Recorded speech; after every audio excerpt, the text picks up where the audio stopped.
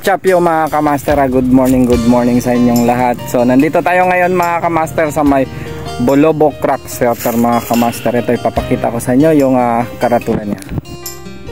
So ito mga kamaster yung Bolobok Crack Shelter mga kamaster. The word Bolobok was taken from the sound blah blah blah blah. Kayo na bahala magbasa yan. Ito rock formation yan siya mga kamaster. Isa ito sa tourist spot ng Bungaw, Tawi-Tawi. So tara punta tayo.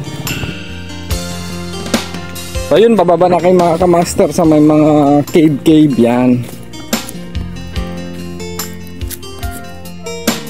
May hagdan, pababa, may hagdan. Ano? So ganyan kaganda yan dito mga kamaster. Sana makapunta din kayo sa aming lugar. Dahukatan. Yung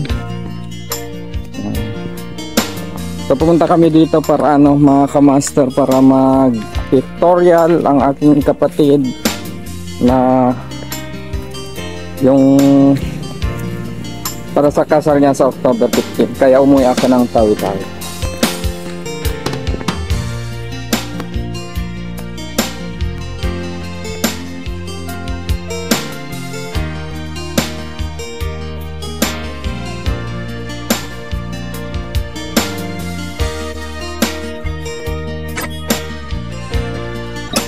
So what's up yung mga kamaster, good morning ulit sa inyo, no? So nandito tayo ngayon sa Bolobok Cave, tinatawag dito sa may isa sa mga tourist spot ng Bungaw, Tawi-Tawi.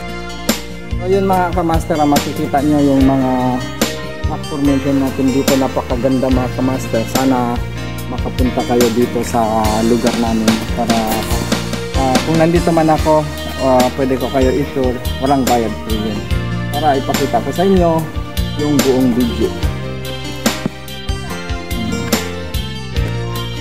Ganyan kaganda mga kamaster dito.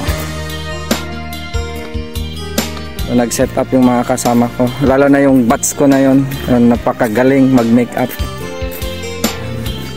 Pero ahid sila kasi alam nyo naman ako, hindi ako masyado school bukol ako dati. Na-retain ako grade 5.